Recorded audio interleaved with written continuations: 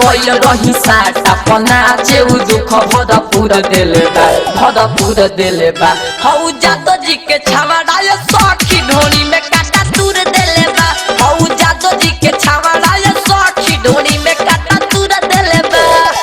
नमस्ते प्रणाम हर हर महादेव। स्वागत बरुआ सबके हमनी के Bhojpuri YouTube channel Mahavir entertainment में। और हमनी के एगो टीजर रिलीज कर गई बा, ढोड़ी में कांटा तूर देले बा, लाल यादव के आवाज़ में। और गीत के लिखले बारन चुमन यादव और जाटा शंकर यादव। बहुत ही जबरदस्त टीजर रिलीज कर दल गई। रुआ सब ढेर सारा प्यार आशीर्वाद दी और खूब ज़्यादा से ज़्यादा शेयर करी।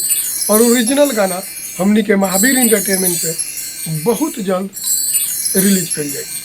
तब तक रुआ सब टीजर देखी और ढेर सारा प्यार आशीर्वाद ढेर सारा शेयर करी।